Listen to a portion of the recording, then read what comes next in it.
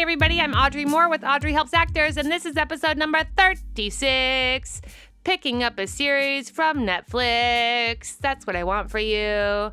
You guys, this is going to be such a great episode for you. This is a leveling up episode. You guys love leveling up episodes. So this is Leveling Up with Austin Boyce. So Austin has a podcast called Ear Time with Josh and Austin, and they had me on their podcast. If you haven't heard me on that podcast, I recommend it. Ear Time with Josh and Austin, the Audrey Moore episode, of course, because that's who I am.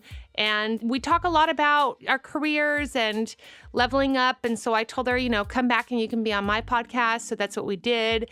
She called me in an actor panic, emailed me actually, actor panic email, which you guys do sometimes. We talk a lot about some of the struggles of feeling like you're in phase one and you've got some momentum going. And then just as happens, you think that that's going to amount to like some sort of momentum in phase two. And that doesn't happen in the way that you always imagined it happening. So we talk about that. We talk logistics, we talk numbers, we talk strategy. So I think you're all going to really appreciate it. I'm going to do some shout outs real quick. Shout outs on the iTunes reviews. We've got Das1, Haley O'Connor, Mandy Levin. Hey girl, hey Mandy, what's up? Scone 514, Jared 2117, Jilly Messer, Stephanie Avendano, and Jillian Bradshaw. You guys, that was so many in 1 week. I love it. When you guys send me iTunes reviews, it just makes me like so warm and fuzzy, like I'm wearing like a towel made by a mermaid worn by a unicorn. That's how it feels. It's just so fabulous. So thank you for sending those, and please send me more. Also, I love the listener questions that you guys have been sending. 667-ACTOR-70. Again, that's 667-ACTOR-70. So great to get your listener questions on the voicemail. Some of you also have comments that you've been leaving me on Instagram and on email. And I just want you to know all of the communication that you can do over the voicemail better. So if you're like, hey, Audrey, I just wanted you to know, I think something about this episode that you just did, just want you to know, leave it on the voicemail because you don't want me reading it because I'm terrible at reading. That's why I memorize so well. So there you go. Leave me a voicemail. This episode is brought to you by Greg Saffel and We Audition. Greg Saffel at singinglessonslosangeles.com and weaudition.com.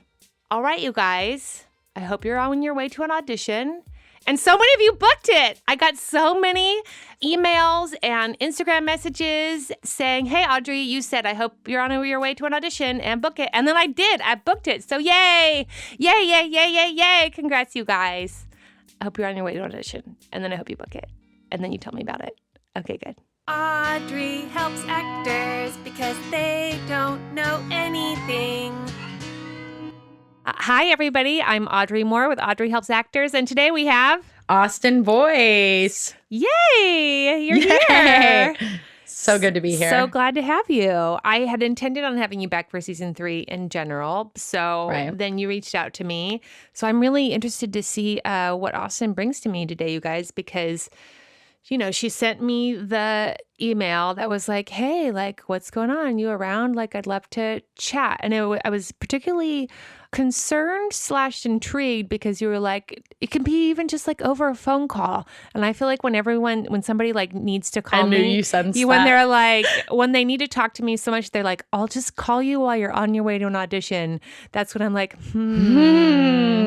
methinks something is awry. So I first want to tell you, just so you feel comfortable, if you want to actually talk about anything that like gets real and deep and you want to cut it, you just let me know and we'll go ahead and cut it, so that if there's something that you feel like you need to talk about and it means like throwing somebody under the bus or having like an honest conversation about somebody in particular, then we can go ahead and just edit it. And I definitely could sense there might be some cutting moments because I, like That's you, fine. Have a very hard time not saying what you need to say. What I need to say. It's just I just say what I'm thinking. I know, it's and I feel like you do too. So you emailed me. So what's up, baby? That just feels like such a hot button question.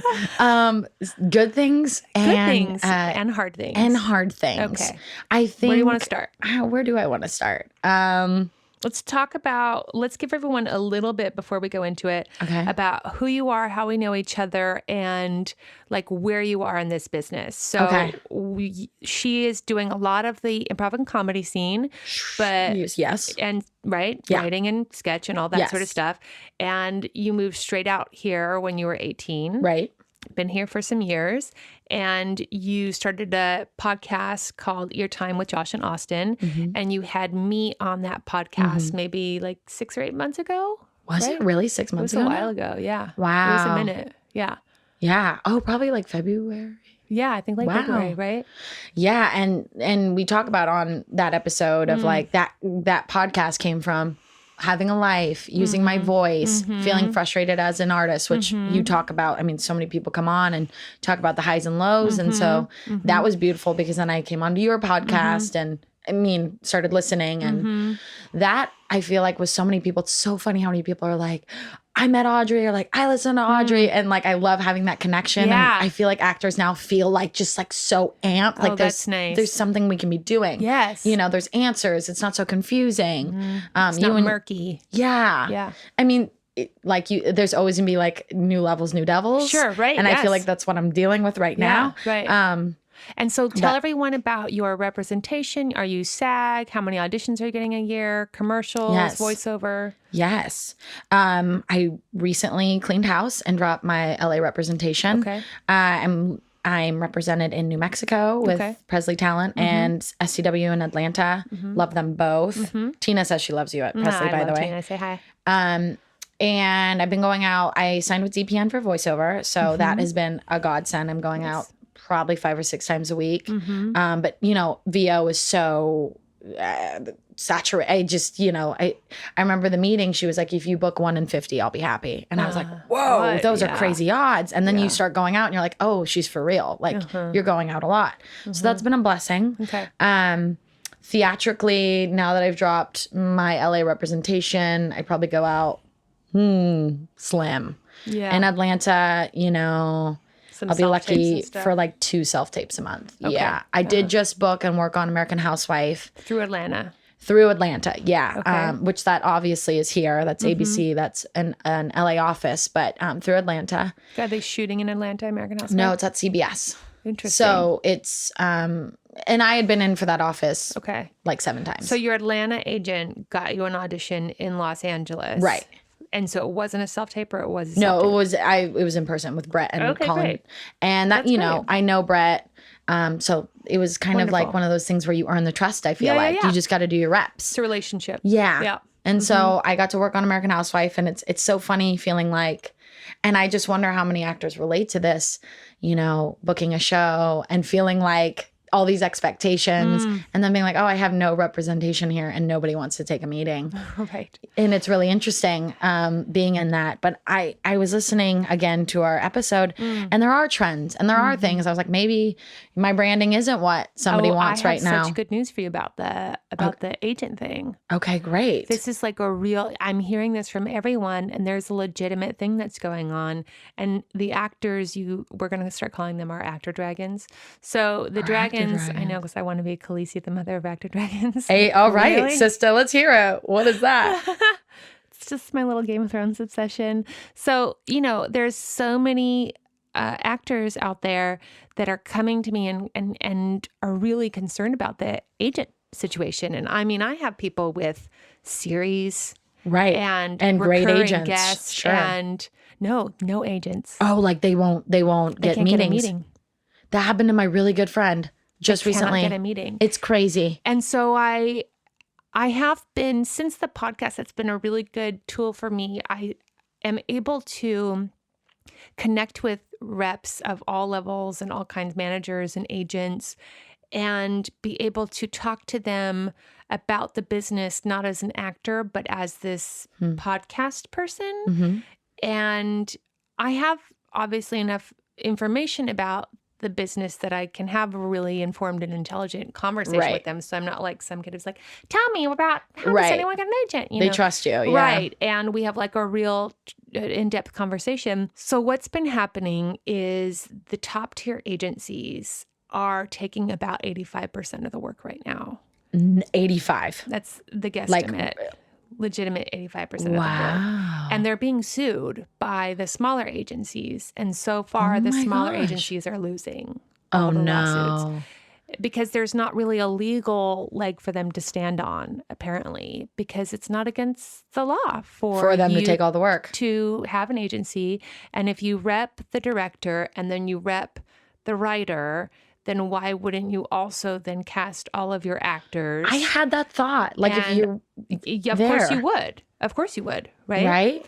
And so it's always happened. Packaging has always been a thing, but it's becoming apparently a real big thing. And so a lot of agents are getting fired and or quitting and becoming managers because they simply cannot keep their numbers up.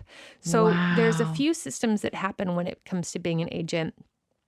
And I guess one is like a buy-in system, which is weird, where you like buy in like X amount of money to be a part of that company. And then you like earn back your money or something weird like that throughout the year. That's interesting. And then plus whatever, right? So it's like you get the clout of the agency that's supposed to be a big name agency. Sure. And then you, through that, maybe have your own relationships and your own power, but you're sort of better than just being on your own as the, Joe Schmo agency. You're like Joe Schmo repped by blah, blah, blah, big agency or big management company, right?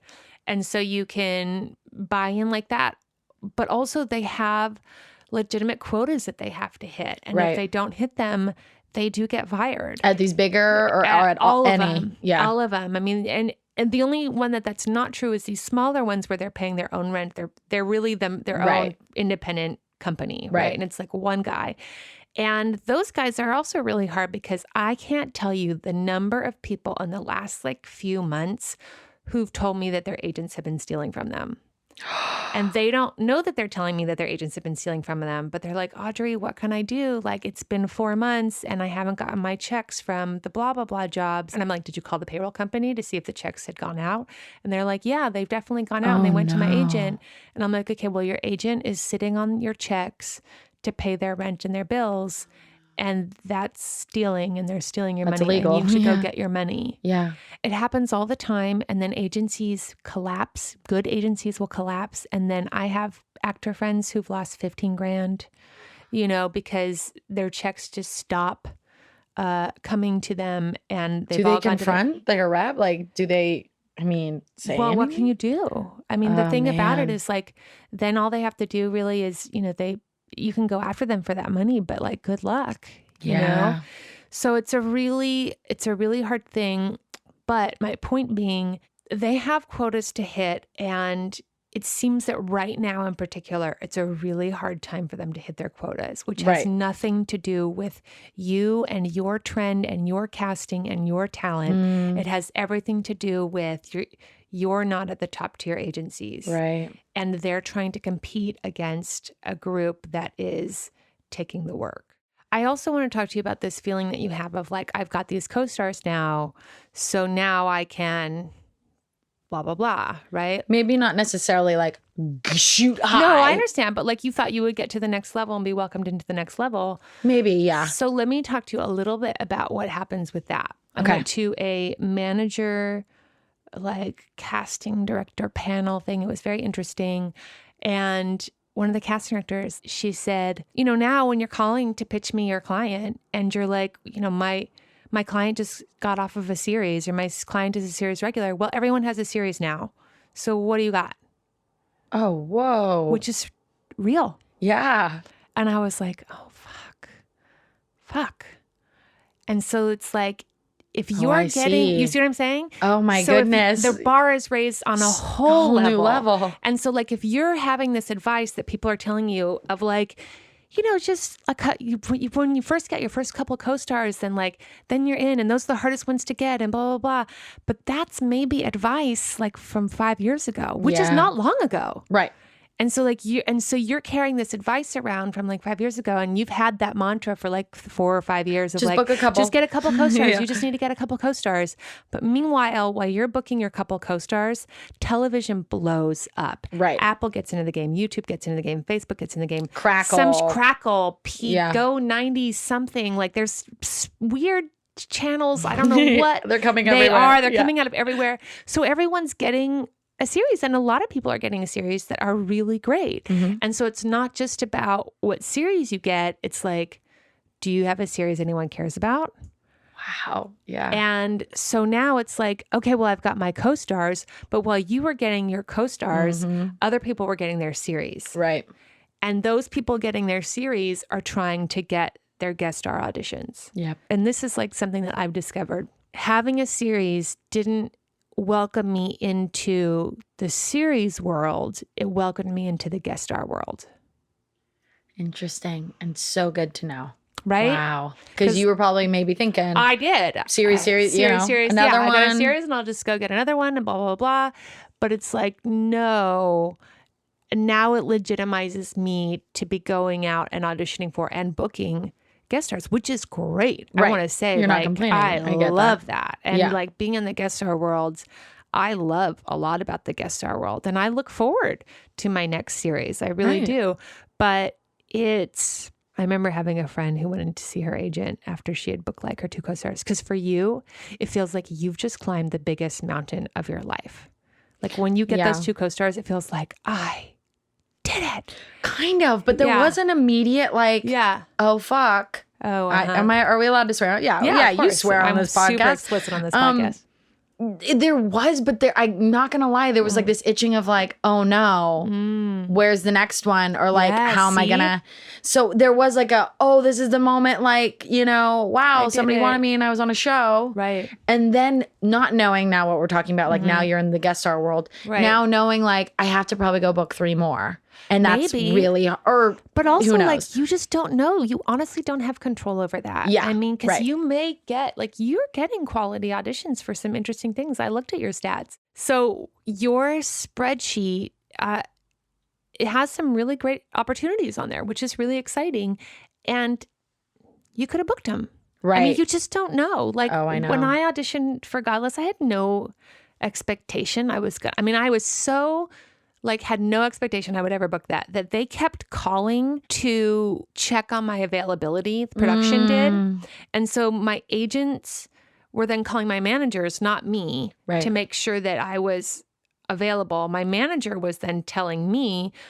And then they even, if you guys want to know about like sneaky, then they even suddenly called me to make sure I re-upped my contract at the agency. And now in perspective, I'm like, oh, because they knew I was going to get the show and they wanted to make sure that I was still contracted to them when I did the show. And I had no belief I was going to get this show. Wow, I love And that. so I just like went in and was like, I'll just sign. I'm just going to go sign another contract. Like, isn't that nice that my agents still want me? Like, I'm going to go sign a contract and they still like me. I just love that. And it's like, no, they do still want you because they don't want you to get that series and then bounce. Bye-bye. Yeah. Right? Right. And it's hard to think about those auditions, and I'm sure you have those that are like callback pinned. Yes. That, on my spreadsheet, that movie I was up for where the director in the room like came up and was like, I had to bring you in. You're hysterical. And, big casting office. Yes. And I literally joked right then and there, and it was a stand-up comedian role. I go, pressure's on. And they all laugh because, I'm like, now I have to go be funny in this audition. Right. And then it went to somebody who has a TV show. And I This was is like, what I'm saying to you. right, This is what I'm saying to you. When you said that, I was like, yes, of course. right. But wait, Austin, wait. I have to interrupt you. Don't be so anxious, Austin. Just wait. And now it's time for the new show rundown. This new show rundown is brought to you by Greg Saffel at singinglessonslosangeles.com. You guys, everybody loves Greg. I've said it before. I'm going to say it again. People go to Greg and then they email me and they're like, Audrey, Greg is so great. We've made so much progress. And I'm like, I know. I also work with Greg and make so much progress. So I just want to remind you that you need voice lessons. Don't sit there and work out a whole bunch during the week and then do nothing for your voice. That is not again, optimizing your full arsenal of all of your tools. A lot of you have nasality and it needs to go. A lot of you have some weird register thing where you're not talking, you're not speaking in your what's called natural voice, where your vocal range naturally sits, and you need to figure that out. Some of you need more vocal range. Just whatever it is, if you want to be a singer, if you want to work on your voice in any capacity, call Greg. He's the best. Okay, great. SingingLessonsLosAngeles.com. There is a button to press if you live out of the state, and he can do FaceTime versions of that. It's like a particular app that he's using, because when you FaceTime with somebody, sometimes there's a little bit of a lag, and this app is supposed to be really great, particularly for voice lessons when you're doing it over video in different areas. So there you go. Hi, Greg, SingingLessonsLosAngeles.com. Okay, so this week for the new show rundown, we've got a show that I hear is in the works, happening, I think, this summer, The Right Stuff. It's based off of a movie that my hero and favorite, playwright, actor extraordinaire, Sam Shepard, now gone, sorry, R.I.P., Rip and Pepperoni, Sam Shepard.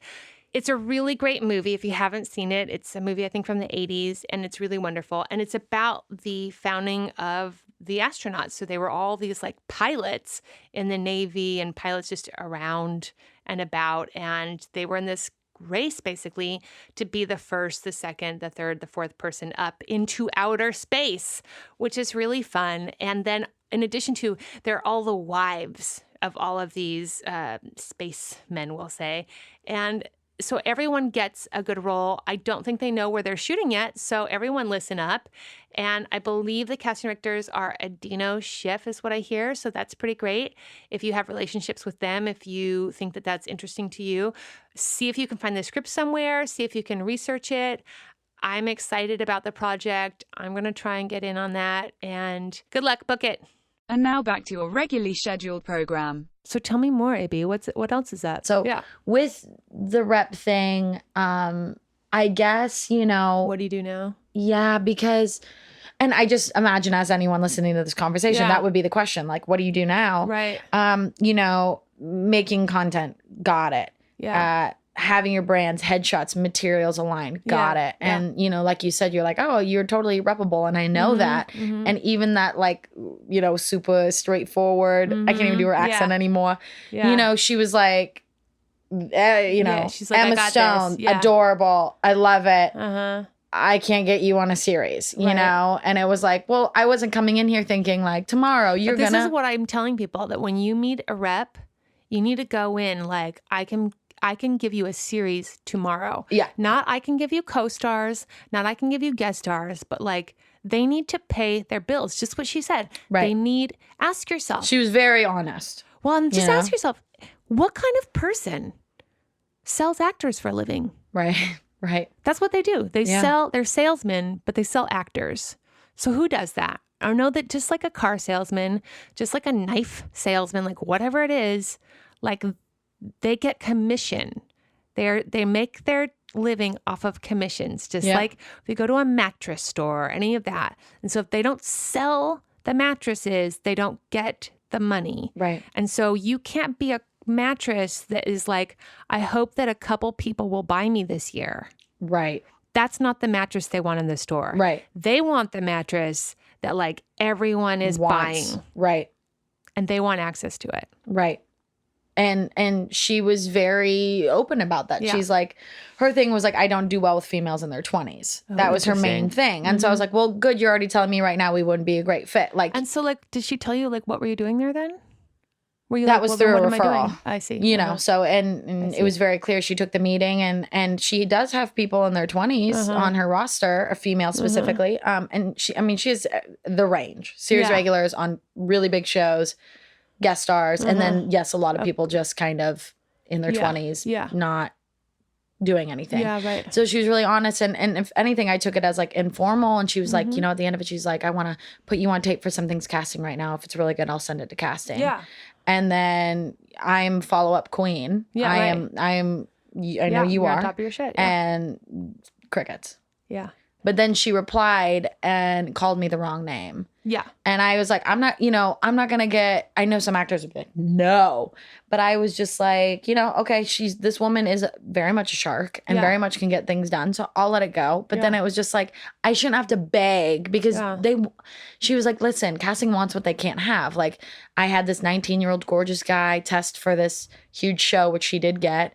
And she was like, I called him before. I was like, just shut the fuck up. Like, do not talk in the test. They want what they can't have. Like, because he talks a lot. She was like, keep them guessing. Like, just please don't say anything in the testing. And then he booked it.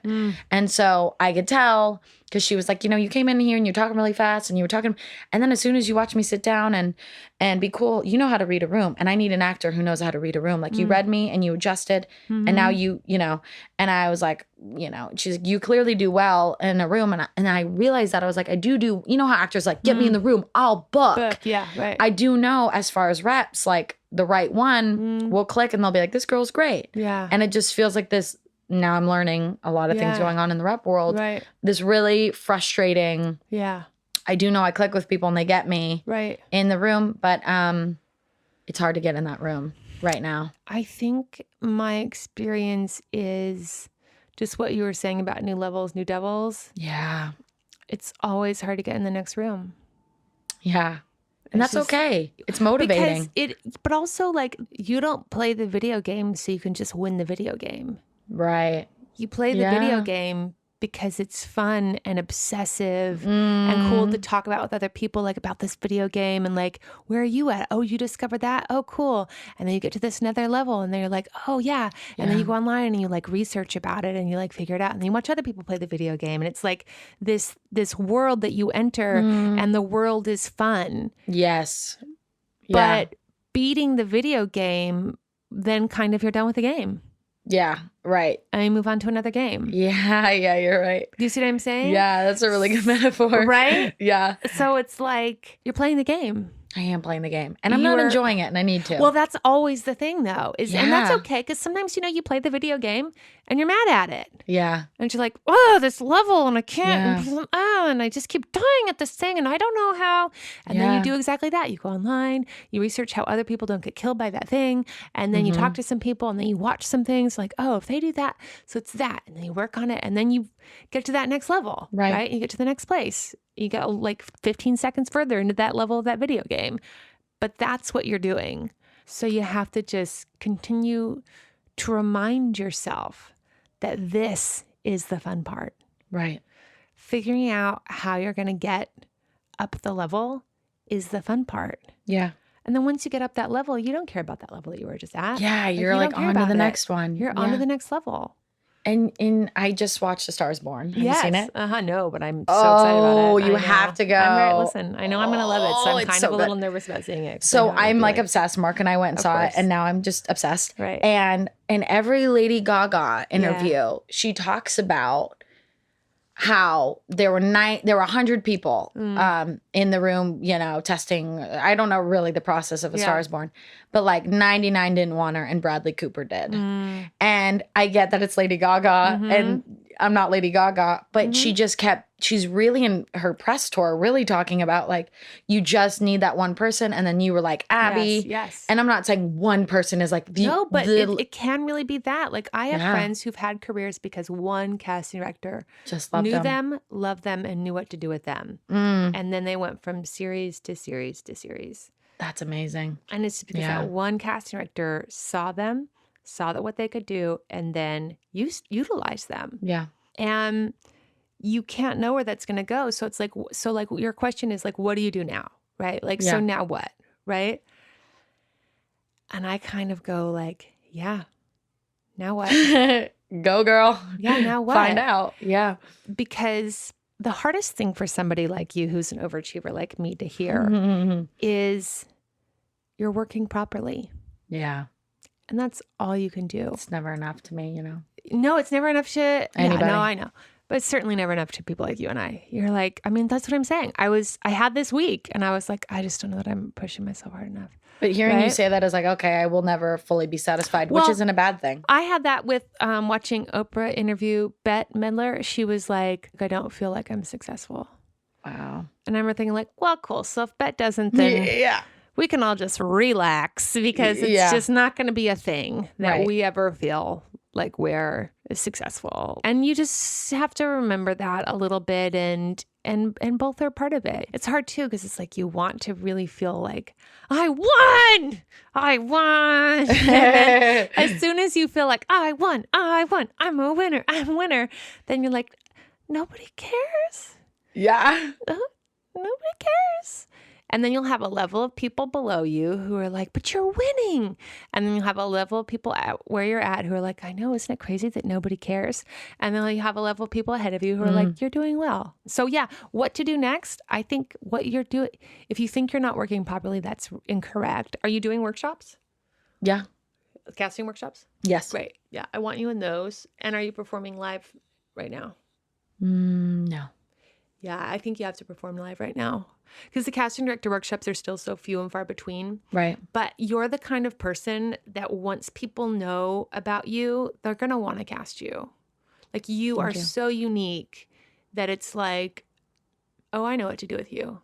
And that's the thing is, it's like, why do I keep knocking on these doors that don't quite, I burst into tears last week. And this is why I think I need to just be creatively, like you're saying, doing a show. Right.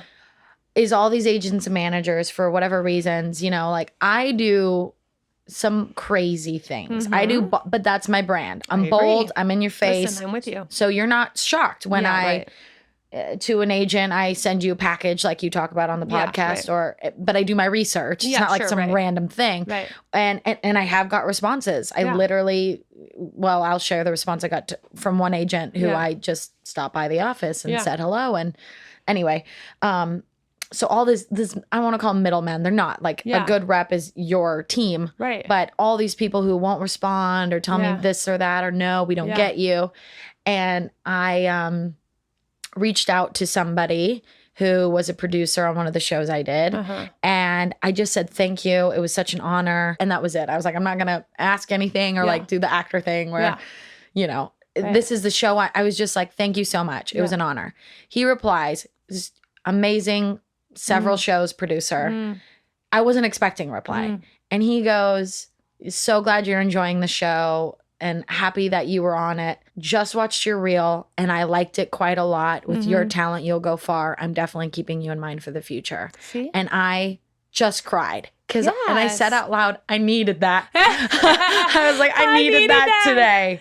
I did. Yeah. And what was my point of all of that? Oh, back to being on stage and was like, there's gonna be so many people who do have power and like these agents and reps are like, no, not right now, or come back to me later. Right. And somebody who did not need to spend the time watching my reel, did not need to reply to me, did so, and was such a kind. That's usually the case. The people that are like the gatekeepers are, so like in this situation, you have like the mattress salesman, right? Right.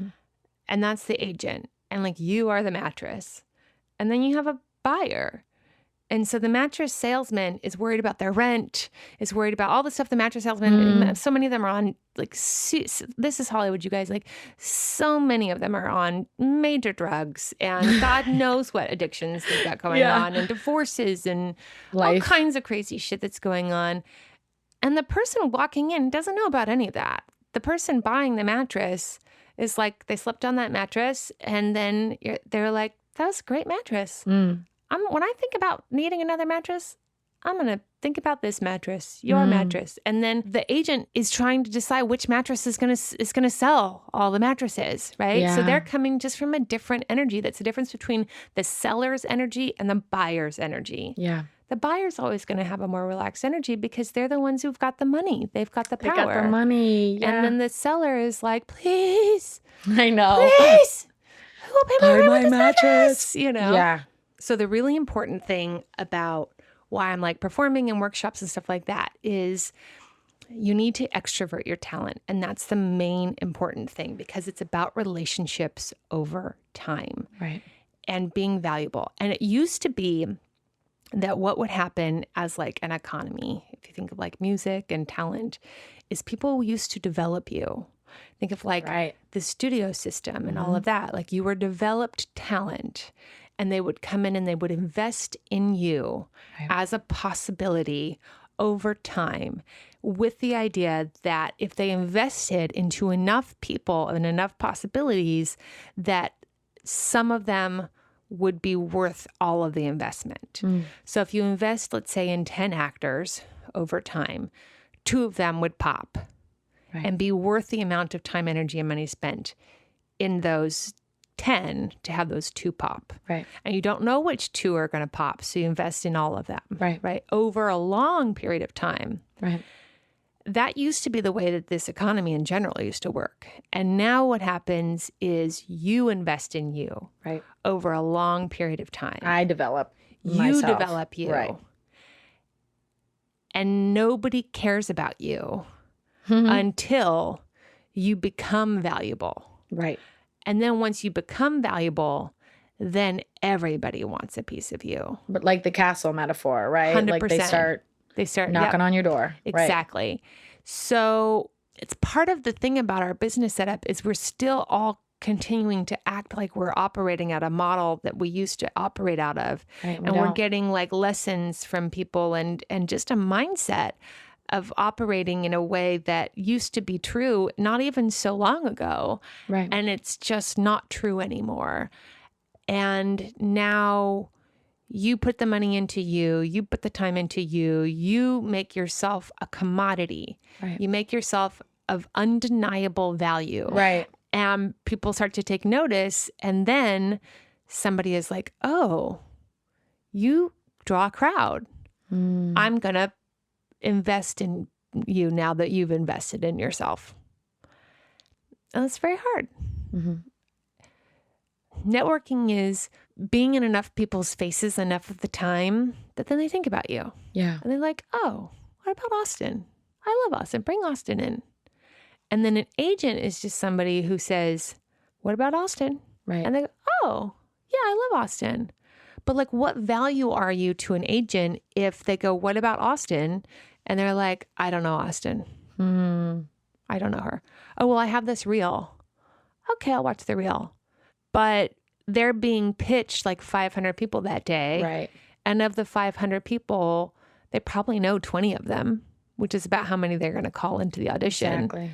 And then for larger roles, they're going to offer it out anyway. Right. So Get known in these offices. Yeah. getting known in the offices to me has proven to be exponentially valuable. Like I can go down the list of my resume and tell you like directly how many of them are people that I met and knew from not doing one workshop, you guys, doing multiple workshops. I Right. mean, I hit the same people hard and it was like a borderline, like she's crazy, but it was like because I knew that it was like, I need to see you multiple times. Well, there is a rule. It's like 20 contacts before you get not Yeah. casting. I mean, No, in right. general in life, In it's general. like people say like you have to email a rep or whoever so many times before they get a response. Or in sales, you gotta. Right. Because It's in true. sales, it's like, they don't need you.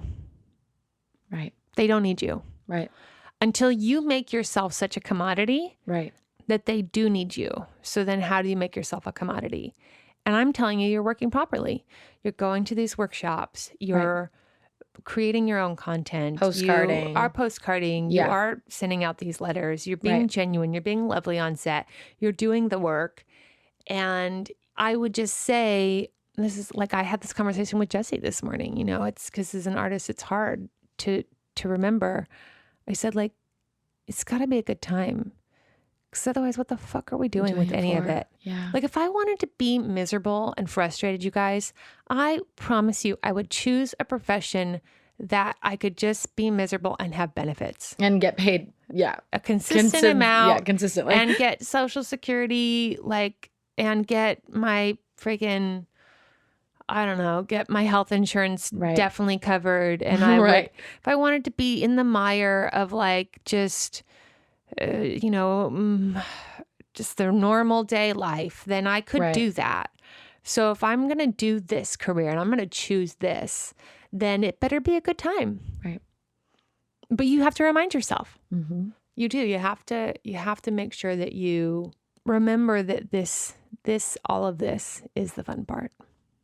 This conversation with me, see, you don't have this perspective yet because of your age, but what happens when you you'll see, you start to cross, it's like crossing a bridge. Yeah. And most people don't come over the bridge with you because life happens. Hmm. But but the people that do, it's so fun to watch everyone cross the bridge. You're like, Yeah. you got a series and you're doing your premieres and you're doing this. It's like, Yeah. it's so exciting. And then you start to realize like, oh, so, like so-and-so who got that series, I know them. I was in acting class with them like 10 years ago and now they have 2 kids and blah, blah, blah. And like, yay, I'm so excited that they did that. They always worked so hard and they were so good. And they only got better. Right. And like, you're just so excited for them. Right. And one of the things that nobody told me that became sort of the most fun of all of it was watching everyone rise together. And it just kind of starts to click. And you're like, yay. I believe it. I mean, I was at a party last week and I was just so in awe and really moved because these were people that I'd been in acting class with for years. And I was looking around at all of them and I was like, now you have several shows, you have a show, I had a show, you're working, like, wow. Yeah. all of us at this party, like we're working actors, like working. And I was like so delighted that we did it. Yeah. And even it's not all happy all the time, like we did it and we're doing it. Yeah. And that's really fun. And I think it's so important to have that community that you can be in it with for the highs and the lows. And, Absolutely. It's so important. You do have to have some real comrades. Like I have a handful of, not many, honestly, but maybe 4-ish actresses that I can really call and be like, what is going on? Right. And they'll be like, it's this, or I don't know, what is going on? Then I don't feel bad about myself. I'm like, oh, okay, I see what's happening. Right. You know what I mean? It's good. But wait, Austin, wait. I have to interrupt you. Don't be so anxious, Austin. Just wait. We interrupt your regularly scheduled program to bring you shit you didn't know about your union. This shit you don't know about your union is brought to you by WeAudition.com. You guys, I've been getting some shout outs saying things like, hey, I just gave a shout out on my Facebook Live today. Thank you for telling us about WeAudition.com. I used it for the first time today and I can't stop raving about it. Thanks, goddess. Well, you are so welcome. That's from one of my new favorites. Also, somebody said, Audrey, WeAudition.com is the best thing ever. Thank you for recommending it. Well, you're so welcome, person on the gram. It really is great. People have been like, it really is the Uber for auditions, self-tape practice, any of that sort of stuff. It's super affordable. Promo code Audrey25. Check it out. Audrey25 gets you 25% off, created by an actor. Just go check out what everyone's talking about. I use it. I really recommend it. Go do it. Okay, so for this shit you don't know about your union, I want to talk to you guys about production listings. Oh my God, I love a good production listing. Okay, so you are going to download the SAG-AFTRA app, which I know you've already done because I've told you to. Then you're going to click on the very front page. There's a thing that says production listing. Once you click on that, you guys, you can hit the search button on the top right corner and you can search from production title. You can do a date range. You can do a location. You can do a type of production. And I can't recommend this most for trying to target shows. This is the thing where I found that all of you guys, it's like this giant blind spot in everybody's preparation. If you don't know what shows are shooting in your market, then you don't know whether or not your materials are right for your market. If you want to be shooting a show in New York that's a half-hour kids multicam show, you might be in the wrong market. But you wouldn't know that unless you looked at your production listings in New York City regularly enough to see what kinds of shows are shooting there. Then if you go through the production listings and you find that you have no idea what any of these shows are, then you're not working as optimally as I believe you could and should be working. So what I love to do is I go in and I go Los Angeles, all types, and then I hit apply. And then it gives me all of these shows. Hashtag my life is a joke. That was May 2017. So obviously I don't need to look at that one. I can do a date range on it that's just 2019. And then it's going to give me a list of all the shows that are just recently shooting, currently shooting, and are about to be shooting in Los Angeles. So I can look at that list and then go, oh, The Neighborhood. What is that? Have I seen The Neighborhood? So I'm going to Google it and I'm going to say, oh, it's a half-hour comedy. It's a multicam. It's got these people in it. And then I'm going to go watch a couple episodes. Now, if the episodes aren't out yet, then I'm going to go ahead and read the pilot. If you want to do film, search the film section in your area. Hey, is there any film shooting in Los Angeles right now or scheduled to shoot so you can see if there's any parts for you, if the world is right for you? That's how you work smart instead of working hard, is you find out who is buying the sort of product that you are wanting to sell. And then you make sure that your product is in alignment with what they're actually wanting to buy. I can't recommend it highly enough, SAG-AFTRA app. But guess what, you guys? You have to be a member to access that. You have to be able to log in. In order to log in, you've got to be a member. So another reason to join this fantastic union. So many of you are joining. I'm so excited. You're sending me so many emails. It's so great. I'm so happy for you. And now back to your regularly scheduled program. Okay, what else, AB? I'm trying to think of everything we've covered. I think if we backtrack a little bit and extroverting our talents, you know, doing shows, you mean like doing comedy, doing stand-up, doing a play. I don't think I want you doing a play. Oh, what do you want me doing? I think stand-up and maybe sketch. Do you do sketch? No. I know everybody in that world. I just don't. I don't need you to. I mean, I'm asking you if you do. If you don't, it's no big deal. Well, look at Josh. I mean, like, right. I'm next to somebody who does. In what way do you generally extrovert your talent? I just take videos and I post them, which is like That's everybody. okay. But it's not when we're talking about extroverting my talent. I'm like, who's really watching? And yes, not that it's about doing it so someone watches, but like when you talk about going and doing a comedy store. Yes. That's completely, and even if nobody's in the crowd, like that's completely different than putting something on YouTube. And I am curious your thoughts about, I mean, I do think people who have millions of subscribers do deserve getting a series, because I get business wise, that means, you know, oh, then people might go watch her show because she has, but I don't have, you know, millions. So I guess that's where I'm like, yeah, I like making content and short videos, but also I should be up on a stage and telling my voice. And I think so. I mean, for you, I would have you doing workshops and I would have you doing stand-up.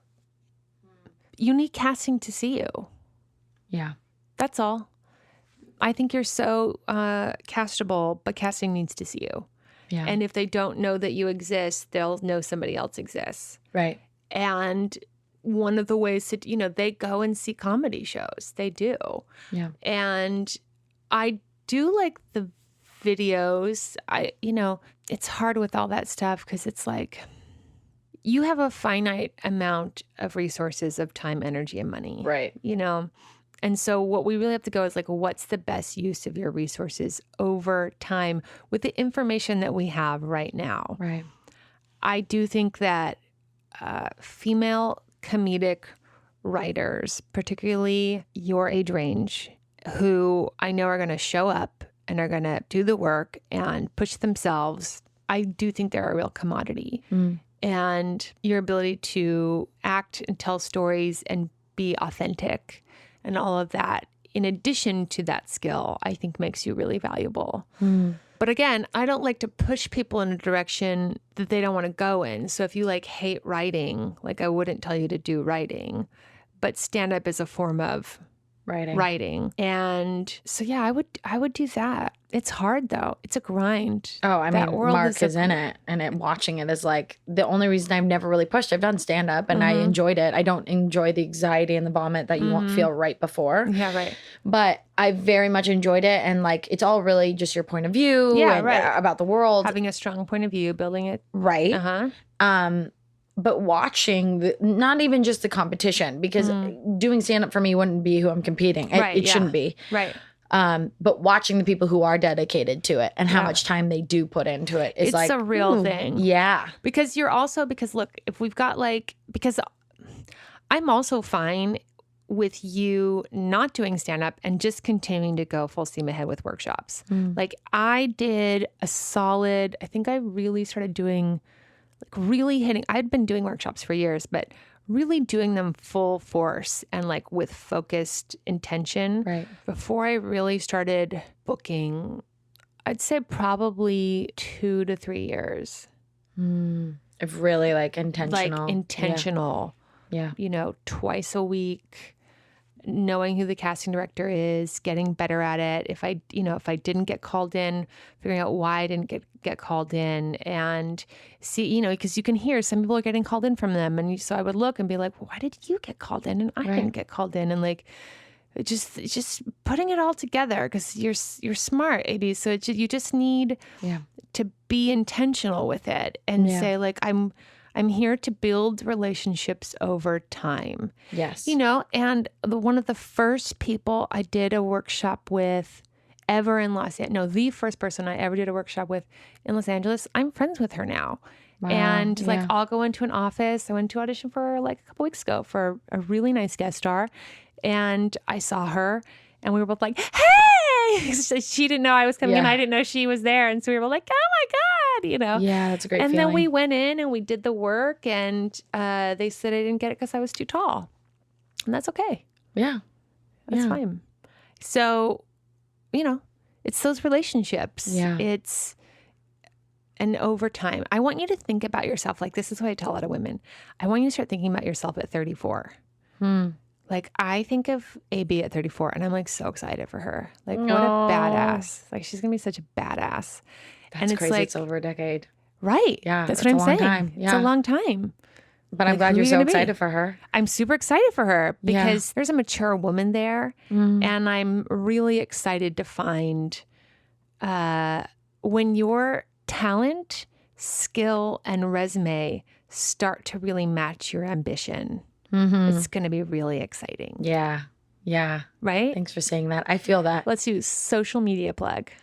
At Austin M. Boyce, AUSTIN, M as in Mackenzie, Boyce, BOYCE. That's the same on Twitter and on my professional Facebook page. Wonderful. Okay, let's do our 5 questions. Ready? What is the best part about the business to you? It's my least and my favorite. The unknown. Absolutely.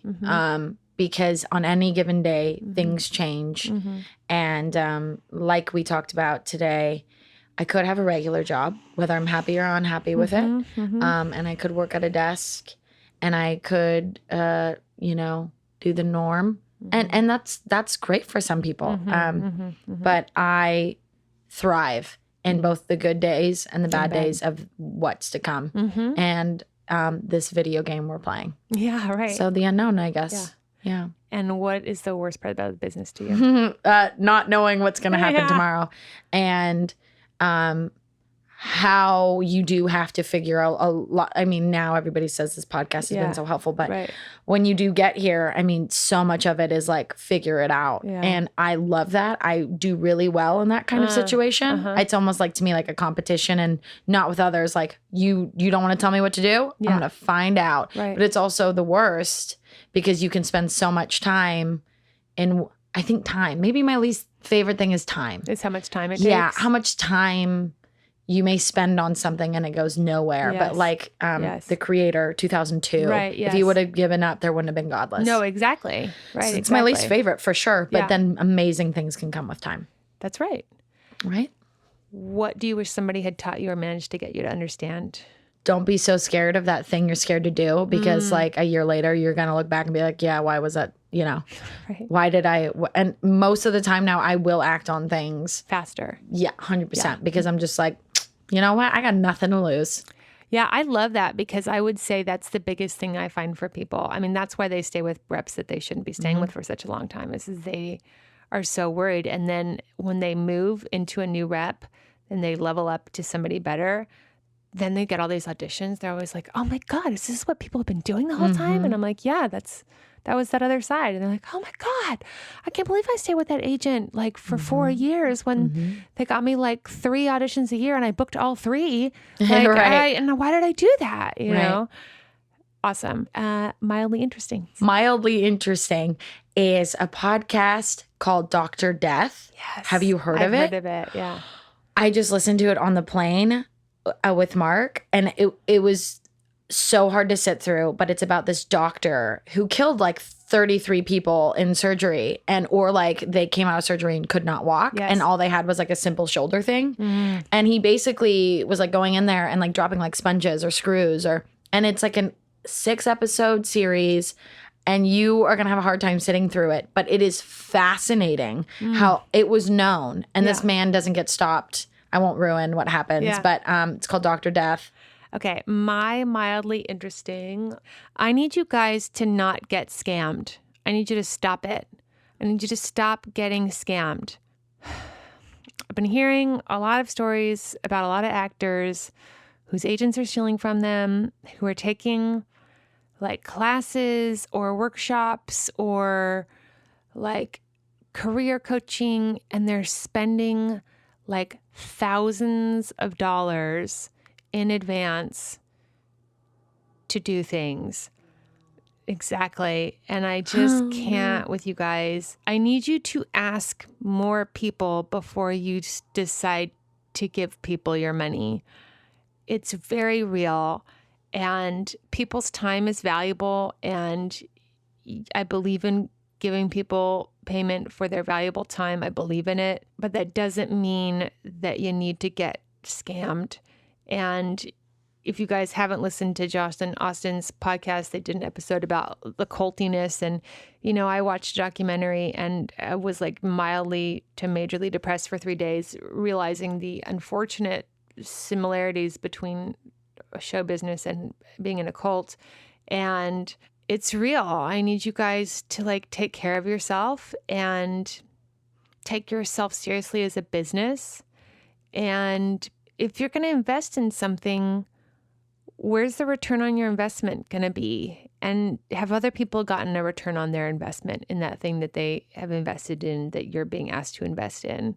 Because there's just a lot of people out here who are selling you dream solutions. And the real truth is like, Austin, you need to just continue to extrovert your talent. Austin, you need to just continue to get seen over time, doing consistent, good, passionate work. Yes, you have a little work to do, which is okay. We all do. But if you sat down here with me and I was like, you know, I need new this and I need new that, and then you have to do this and you have to, and I was like going to be like, and here's the answer.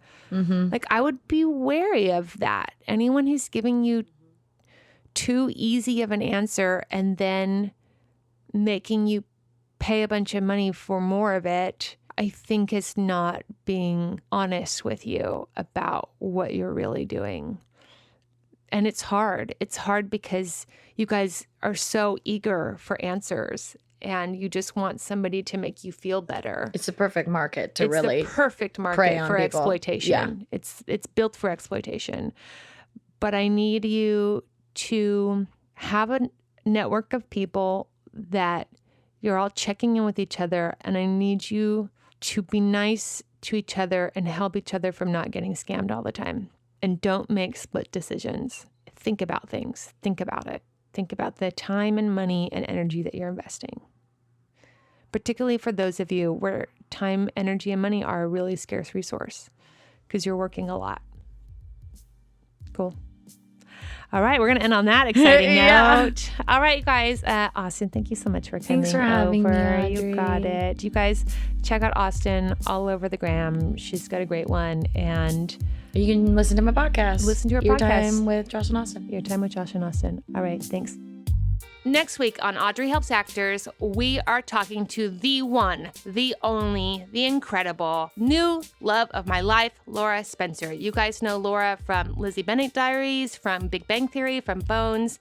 And we get real about some real life shit that goes down. I have so many people reaching out to me of so many of the things that really move you is when we really get deep and honest about some like life shit and find some like light at the end of the tunnel. As artists, I really believe we have to nurture all of the parts of our reality, and not everything is sunshine and roses all the time. And so Laura and I have a really wonderful episode I think you're going to be really moved by. I sat in my car, I cried when I listened to it. Jesse sat in his car, he cried when he listened to it. So it's a tearjerker, you guys. But I'm so grateful for her, and I think it's gonna be very powerful. Special thanks to Austin Boyce. Austin, girl, this was a great episode. Austin's in Atlanta right now because she threw a little bit of a crazy tantrum and ran to Atlanta, but I think it's working out really well for her. So you go, girl. And I'm excited for her. So if you're in Atlanta, go hang out with Austin. She's amazing. And I think she's going to do super well over there. So I'm very excited to hear the updates. This show is produced by Jesse Lumen, my now husband. What's up? You guys, he's still so handsome. This episode is edited by Patricia Cuffie-Jones and Thomas Snodgrass. Also, shout out to Thomas for the mic assistance now and then. It's still good to have your sound guy across the street. Show music is brought to you by Ari De Niro. Theme song assistance is by Aalok Mehta and 108 Hill. And as always, don't forget your towel. You guys did not take pictures with your towel last week and tag me on Instagram. I need Instagram pictures of you holding your towel, wherever your towel's at right now, hanging out with your dog, I don't know. You take a picture of it and you tag me on the gram, and I will repost you. Okay, thanks.